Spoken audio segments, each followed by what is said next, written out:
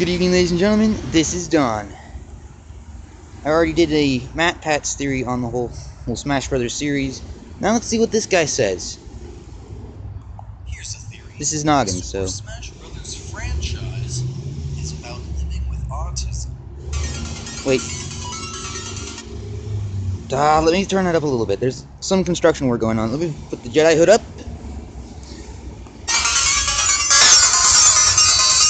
Wait. I need to turn it down a little bit. Get it? I had to read so many journals from all kinds of studies and universities to get and double-check all this information, so I hope it's worth it. Let me get this out of the way now. I am not talking about the fan base in any way. I know that on certain parts of the internet, calling certain types of Smash Brothers fans autistic is commonplace. But here we are talking strictly about the game franchise itself. The original, Melee, Brawl, 4 Wii U, and 4 3DS. 4 Wii U. Smash 4. See, that title is actually pretty genius. Now, before I trigger any of you by merely mentioning autism, let me just say that there are many misconceptions about autism and its symptoms, and as such I will only be using information from scholarly sources, from people who study autism and other mental disorders for a living. Because they might have it. That is misconception number 1. Autism is not a mental disorder. It's a neurological one. See? This is what I meant. Instead of being caused by chemical imbalances in the brain, having autism means you have physical abnormalities in your brain structure, and have since birth. What causes this change in structure is still being looked into. What scientists do know is that it is not caused by how the child is raised, vaccines, and most certainly not cow's milk. Oh my word. Where do the people come from? Autism also doesn't mean you will become a savant of some kind. You won't necessarily memorize the dictionary or think out mathematical equations faster than a calculator. Only about 10% of people on the autism spectrum have this ability in one form or another. I personally know someone who has memorized, word for word, every episode of Pokemon and Star Trek.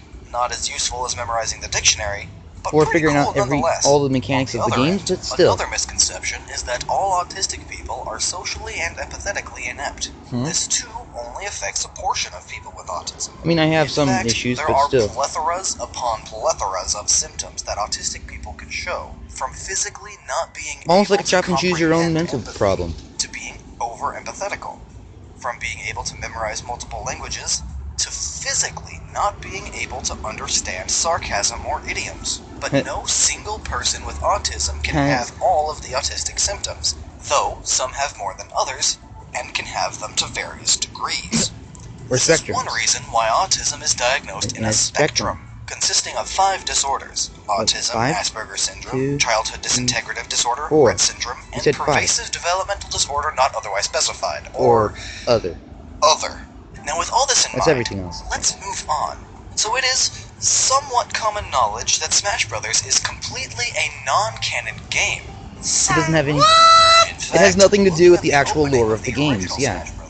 It shows that the fighters are toys being played with on a desk in a child's bedroom, and things like tissue boxes and pencils are being used as stage platforms. All of this is being controlled by the hand, which, almost like Lego, while it is disembodied, can be used as a symbol for the child setting up playtime. And the final boss, Master Hand, is merely the child pretending his hand is a monster. That's right, all of Smash Brothers takes place in the wanting to be a part of the game. Living with autism. And yes, I will refer to this child as a male because statistically speaking, 4 out of every 5 people with autism are male. Now, some may refute this theory immediately by claiming that children with autism have no imagination and thus could not think up these magical fight scenes. They do. But no, that is another misconception. Like the other misconceptions I mentioned, it does hold some ground to a point. Physically not being able to imagine fight scenes as vivid and detailed as the scenes we see in Smash Brothers is one of the many symptoms some autistic children have to deal with, but not all of those with autism deal with it. Each person with autism has their own set of symptoms pulled from a pool. A very Or common like a claw symptom machine. that leads some to believe they lack imagination is that they prefer living in routine. They like sticking to a schedule and not differing from it too much, sometimes to an extreme, like we see in the movie Rain Man. And sticking to such routines means you don't want to be creative with your time, and not being creative means you lack imagination. Which is true to an extent, but many studies have shown that even those with the autistic symptom of needing to stick to routines They can be can creative. be creative and It's just they need have to put vivid it in imaginations a if certain you part put of their the day. time to use such creativity into their schedule. Set aside an hour a day to paint something, and they will paint something creatively with their imagination. And some people with autism can actually imagine up stories and images with even more detail than most of the neurotypical population. And that is yet another symptom that can be pulled from the pool. Very high Albeit attention to not details. as common of one. So now that rebuttal has been launched off the stage, let's move on to how all that information is actually helpful. One detail that was noticed by multiple scientists studying this symptom of autism is that while many of them do in fact have imaginations, not all of them work the same way, due to the brain being wired differently. Normal. Explaining with an example, let's try and imagine Samus in her suit, but with her arms outside the suit, and doing That I a can do. Kamehameha. Most of you are probably able to imagine I haven't that seen with relative ease, Naruto or but something some like of that. those with Or Dragon Ball autism Z. are So. not able to imagine such things, because it doesn't make sense. I don't see it. Samus isn't from Dragon Ball Z, she cannot Kamehameha. While they can imagine characters meeting each other in their respective worlds, some of them have difficulty imagining up new things, and even more difficulty imagining these characters doing things outside of their character. Like killing With each other? Smash Brothers, it helps with the idea of simply bringing in outside characters together to fight with their own moves from their own games, rather than the idea of Trying to make coming something up up. with his own characters and having them duke it out. And even with the Master Hand, You can rather make a than new villain imagining or up something. a new villain to fight, he simply uses his own hand. Again. His hand that also sets up the fights with the toys to begin with. The toys that his parents have bought for him. His parents are introducing him to video games. His first Nintendo, his first Game Boy, he loves it so much. And as he learns more about it, he wants Christmas. more toys of more characters. He starts off with the classics, Mario, Link, Zelda, Samus, Pikachu, yeah, and eventually those gets guys. his hands on some of the not-so-well-known games, Earthbound, F-Zero, and he finally catches a Jigglypuff in Pokemon. And then his dad finally starts playing Mario with him, which And he finds introduces Luigi. him to Luigi. He slowly begins to develop an And there's obsession of the Peach. medium, an obsession with Nintendo. Nintendo becomes part of his routine. Obsessions, like routines, are part of another common symptom of autism, and these obsessions can range from something as specific as just Pikachu, or as wide as Kirby. Nintendo as a whole. When the Or obsessions are Skylanders. found in things like wordplay or maps, you often get those with autism to a savant ability, such as having every road in California memorized. Though most That would of help those out. with the autistic symptom of being obsessed of something don't wind up obsessing over such things. Instead, more commonly and somewhat stereotypically, it falls into things such as Minecraft, My Little Pony, and of course, Nintendo. Though this does make sense, as most of the time, these obsessions develop in childhood, especially early childhood, and they rarely get grown out of. An autistic child that finds themselves obsessed with Nintendo We'll stay will with probably be Nintendo. with them for life. So now going forward in history, Super Smash Bros. Melee, our autistic friend has now been introduced to even more Nintendo characters. Dr. And Mario, with his Nintendo obsession, got into the Star he's Fox gone back thing. and played some older Nintendo games. He's even gone out and learned Japanese to be able to play some of the Japan-exclusive Nintendo games, specifically Fire Emblem. And of course, he has added to his collection of toys to play with. Aw, Though plushies. instead of plush toys, he gets Trophies. action figures and trophies. Yeah. As we see in the opening of Melee, Mario pops in as a statue before we can assume as the power of imagination brings him to life to fight Link. Melee also introduces another character, one that does not originate from any other Nintendo franchise. Crazy Hand. The primary difference between Master Hand and Crazy Hand is that Crazy Hand is, well, Erotic. crazy, always moving and twitching about, almost as if it doesn't have any control over itself. Now let's talk about some other disorders on the autism spectrum. Asperger's syndrome. Like autism, They said I Asperger's had has it. a pool of I'm still symptoms not that properly each diagnosed, individual but pulls still. a few from. One of these is issues with motor skills, which in itself is also a spectrum. It can range from simply not being having bad capable of handwriting. having decent handwriting, all the way to frequent twitches, which occasionally are very hard. Also, people with this often never feel comfortable in their own skin, and feel the need to keep moving at least one part of their body. In this case, our autistic friend in Smash Brothers does so with his left hand, and due to its more crazy nature, he himself refers to it as his crazy hand, opposed to his dominant right hand, the master hand. But wouldn't this mean that he has Asperger's? While still in the autism spectrum, It's a bit different. Asperger's isn't the same as your traditional autism, right? Well, no. The Diagnostic and Statistical Manual of Mental Disorders, which is pretty much the Bible of mental and neurological disorders, no longer considers Asperger's to be separate from autism spectrum disorder. They are far too similar for there to be a need of separating them. So our friend here still has autism, and happens to have some of the symptoms previously reserved only for Asperger's. Yeah. And now we move on to Brawl. We can now assume that the boy has grown into at least a middle schooler. He is starting to make some friends. Some that didn't have the same early childhood he had. Instead of pure Nintendo kids, we have a kid who played Metal Gear instead of Mario. Or Xbox or something like that. Didn't even own a Nintendo system. He had Sega systems and grew up That's with what I Sonic. said. Hanging out with these new friends, they introduce him to Snake and Sonic. Two great franchises that he too finds. But where's Robotnik? And adds their merchandise to his collection. Were his parents loaded or what? Being introduced to whole new franchises outside of Nintendo, however, causes him to drift away.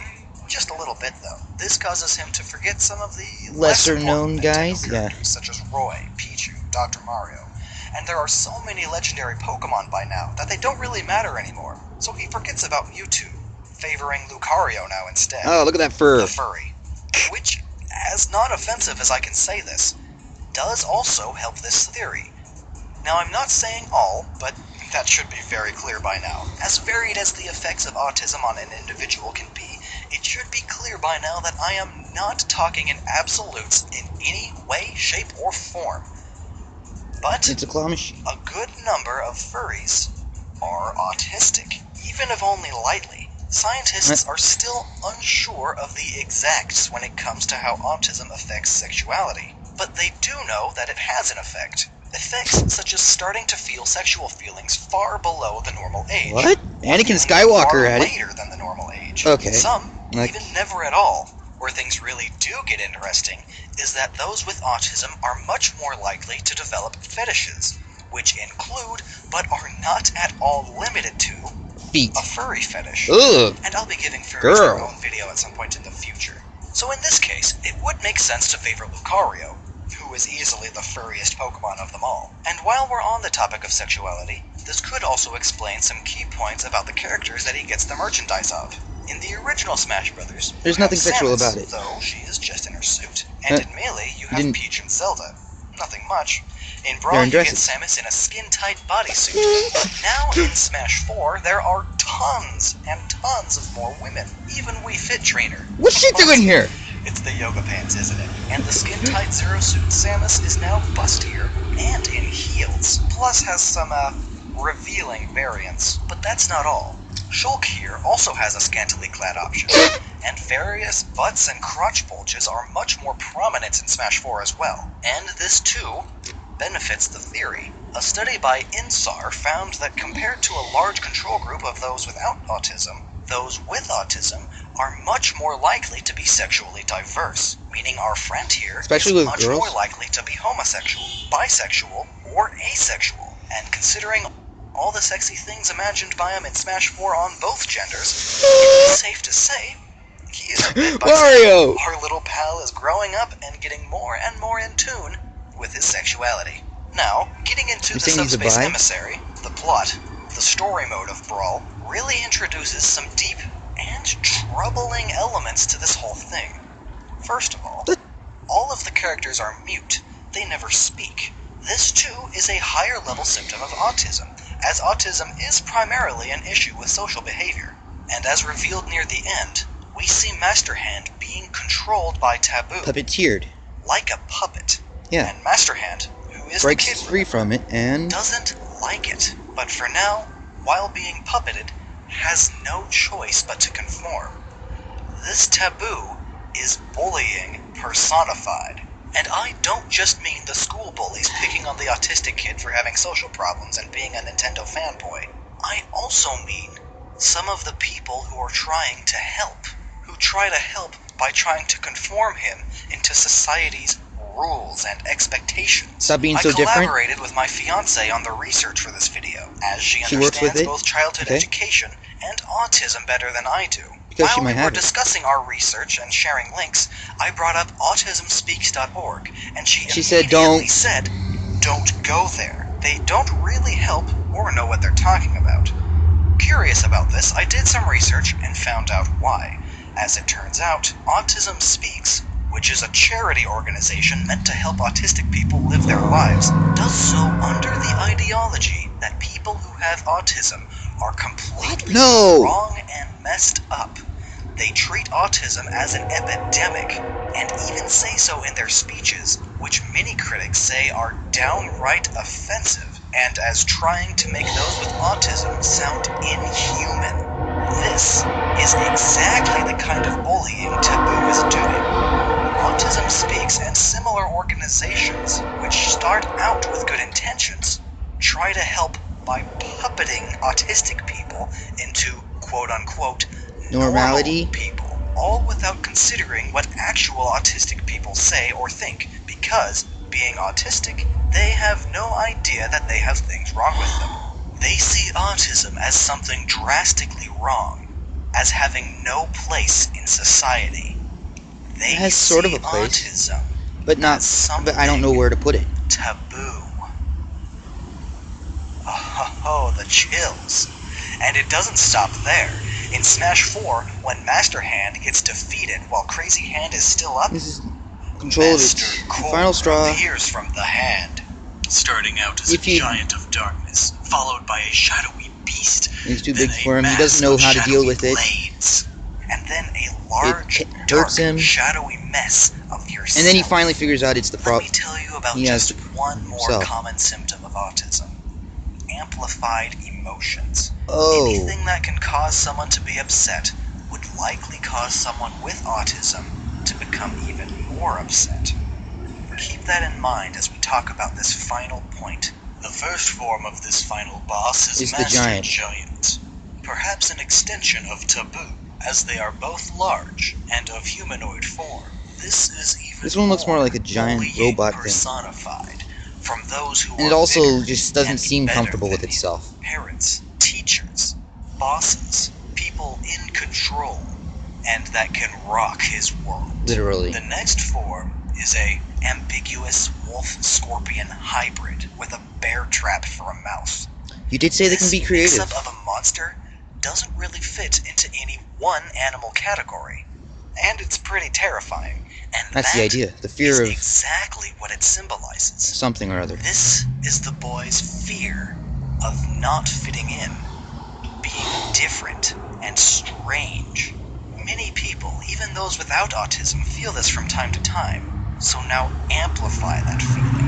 As the kid grows up and hits I feel for this puberty, kid. his hormones start pulsating through his body, causing emotions to flourish on their own. He is still being pressured to fit in. His fear of his crazy hand taking over and dominating his life takes over his entire being. And either as a plea for attention for help, or to forget about the previous pains dealing with a life surrounded by bullies, his already emotional state of mind becomes Causes his own pain. amplified, and he resorts to using blades to forget the previous pains. As life progresses in a world where he doesn't fit in, and those trying to help him only want to control him, he falls into their peer pressure and sees that his biggest enemy is his own disability. Himself. But it's not his fault, really. But I mean, he fights you it. said it was a neurological He thing, right? fights back the fear. He fought back the cutting. He fought back against his own dark emotions. He went through the Master Fortress, his own mind, his own thoughts, his own feelings, got to the pulsating mess, the parts of his own mind that clouded his own judgment.